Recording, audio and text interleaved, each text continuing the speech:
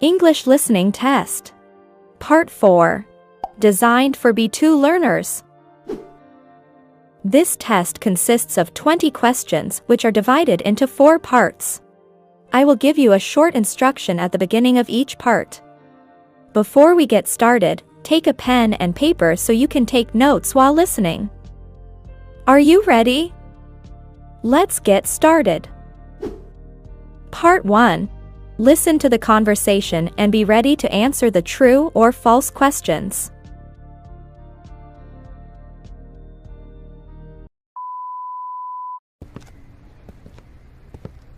Frank Smith? Grace Johnson in Sao Paulo? I don't believe it. Hey, you haven't changed a bit. Neither have you. Oh, come on now. I used to have more hair, didn't I? Well, now that you mention it. So, how have you been? What brings you to Sao Paulo? I'm here on vacation. You too? Do I still look like a tourist? I live here. You're kidding. How long have you been living here? For 2 years. Really? What do you do here? Well, I'm studying Portuguese and I've been teaching English since last fall. How about you? I'm an architect. Hey, not bad. And you're not going to believe this. I'm still living in Stanford. No kidding. My husband's on the faculty at Stanford University. How long have you been married? For 4 years. Is your husband here? Yes, he's back at the hotel, resting. Gee, I haven't been back to Stanford in years, not since we graduated. Has it changed much? Oh, not that much. You'd still recognize it. You know, it's great seeing you again. I've really lost touch with everyone from back then. So have I. Let's keep in touch. Listen, why don't we go get some coffee somewhere? Oh, I'd like to, but I've got to get going. I teach at 4. But how about dinner? You and your husband can meet me after my class. Sounds great. Have you been to Paulista Avenue? It's very famous. Not yet. Well, I haven't been there in ages, so why don't we go there? I'd love to. Do you want to meet there at 8 o'clock? Sure. See you then. True or false?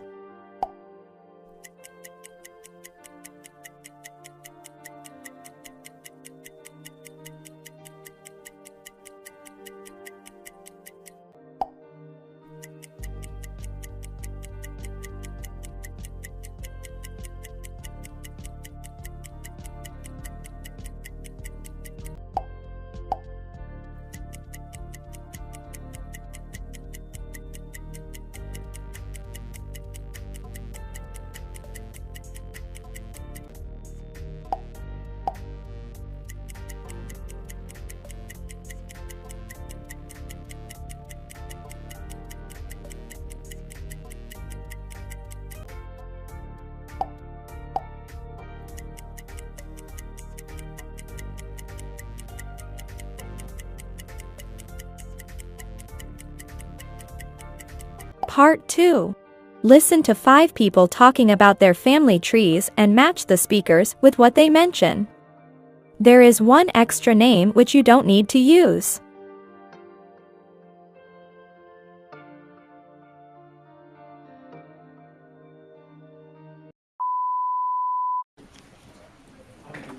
How well do you know about your family tree, Jose? I have a good understanding of my family tree. I know we have ancestors from Sweden and England, and I know we've traced it back, I think, to the 1500s for some of the lines. Have you ever delved into it? You know, I haven't personally done a lot of research about my ancestors. I know we have the books and we have the stories and the journals, and it's all there. So I guess I'd be interested to know a little bit about what my ancestors did before they came to America. Because I think they were farmers. I'm not entirely sure. How much do you know about your family tree, Alice? You know, I know a little bit about my family tree because I was lucky enough to grow up with having great-grandparents in my life until about, 9th grade. So I know a lot from them, and they told me a lot of stories about their parents and grandparents, but it doesn't go much further than that. And that's only on my dad's side. I know about, immigration from Russia, but that's all I know. And then my mom's side, I really don't know a lot about, but it's something that I'm interested in looking into. Have you ever researched it? I've tried to research it a little bit. like doing the Ancestry.com thing, but, I haven't really gotten much further than that. Is there anyone in your family that you'd like to know more about? I'd love to know more about my great-grandmother's grandmother, so I guess that would be my great-great-great-grandmother. How much do you know about your family tree, Lillian? I know a little bit because, my dad's done some research into his Cornwall. My great-great-grandfather went down on the Titanic. Interesting piece of family history. And we've got some family artifacts for that. Is there anyone in your family that you'd like to know more about? Probably the wife of the man who went down with the Titanic. I think she had quite an interesting and difficult life. She had a baby. Brought it up by herself, so sounds like an amazing woman. How much do you know about your family tree, Nancy? I actually know quite a bit about my family tree on my dad's side. I don't know very much about my mom's side. Have you ever researched it? Yeah, my dad actually has done a lot of research, and he can trace us all the way back to the Mayflower. Is there anyone in your family that you'd like to know more about? I would like to know more about my mom's side. Her father was adopted, so there's a lot we don't know. Joshua, how much do you know about your family tree? I know quite a lot because a relative of my father's, did some research on our family tree, about 20 years ago. So, well, I know that my father's family is from Luxembourg, and, in fact, when I worked there, I tried to get in touch with some distant relatives, but they weren't interested. Is there anyone in your family that you'd like to know more about? Well, guess what? It's precisely those relatives who are still living in Luxembourg. But what can I do if they don't want to meet me? Oh, well, I guess it's just destiny. Choose the correct option.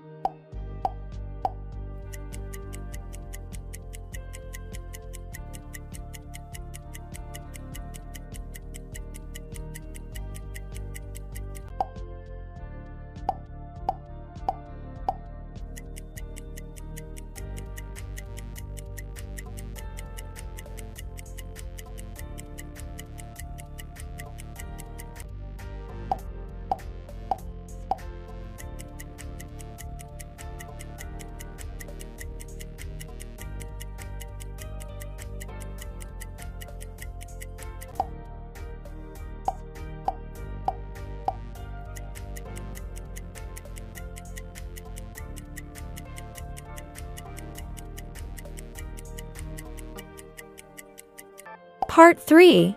Listen to 5 people talking about their earliest memories. Match the speakers with what they talk about. There are 2 extra letters which you don't need to use.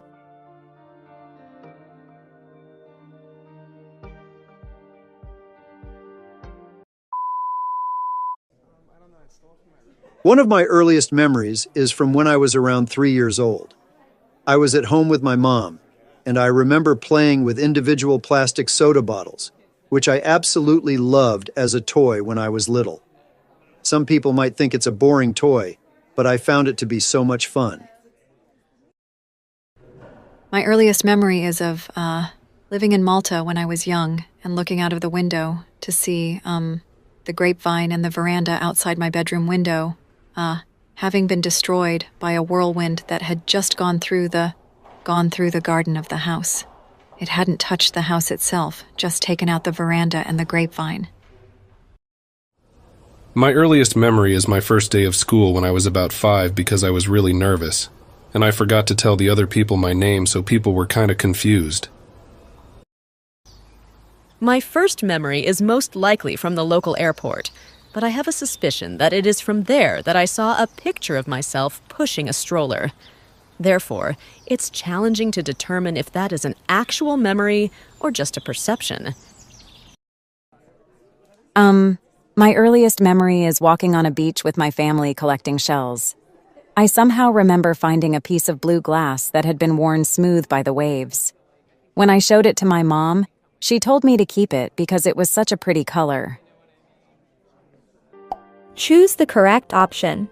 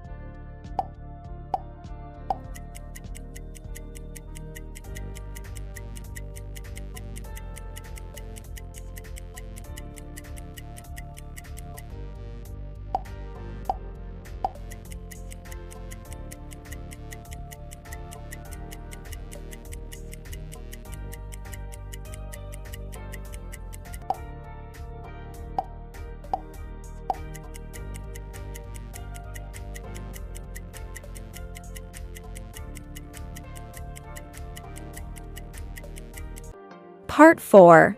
Listen to an interview about movie adaptations of books and be ready to answer the true or false questions.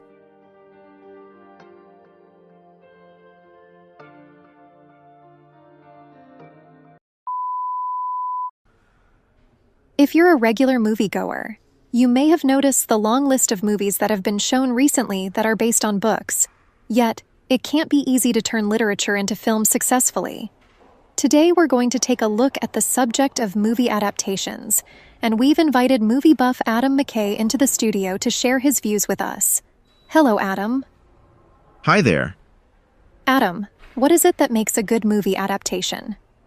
Basically, it's finding the right balance between telling the original story while at the same time adding something new to it. If there are too many changes to the plot, the fans will get upset, but if the movie is too faithful to the original, they'll go away wondering why they bothered to see it in the first place. Are you suggesting that the movie adaptation doesn't have to be 100% faithful to the book? It isn't really a question of being faithful to the book. It's more a question of capturing the spirit of the original story. A good screenplay writer is one who understands the material and is able to pick out the themes, characters, and scenes that are most important. After that, it's a question of timing, deciding how much or how little emphasis to place on each of these things. Apart from the balance and the timing, is there anything else that contributes to a good movie adaptation? Well, once you've got the screenplay right, you obviously have to find the right actors for all the different roles. Casting is fundamental when it comes to movie adaptations since readers will already have an idea in their minds of what the characters are like. Adam, now that we've established what makes a good movie adaptation, can you give us an example? Actually, I can give you more. The 3 movies that make up the Lord of the Rings series, all of them have an exceptional cast, including renowned actors such as Elijah Wood, Ian McKellen, Liv Tyler, and Cate Blanchett. And the makers have been faithful to the J.R.R. Tolkien novels. At times, parts of the original narrative are read over the images that appear on the screen. At the same time, the timing is impeccable, as the movie focuses on what is truly important in the story. But the key to the movie's success is Peter Jackson's use of special effects, some of which had never been seen in film before. What kind of special effects? Take, for example, the character of Gollum, a creature created almost entirely by computer-generated images. You believe he's really there next to the real actors on the screen. That's very true. How about giving us an example of a bad movie adaptation, Adam? Again, I'm going to give you 3 movies, the Hunger Games series. The movies are hugely popular and have won several different awards. I think the casting is certainly excellent, and Jennifer Lawrence is superb as the central character, Katniss Everdeen. But I feel that the filmmakers have been a little too faithful to the books. Each movie tells the story in the exact order that it happens in the original, which, to me, makes the plot seem flat. There is little use of timing, so the key scenes aren't given enough emphasis. On top of this, I don't think there's really anything new for the readers. Even the color and flamboyance of the capital come as no surprise because it is depicted just as it is in the book, which I found disappointing. That's a shame because all 3 of the books were excellent. Adam McKay, thank you for joining us today. My pleasure. True or false?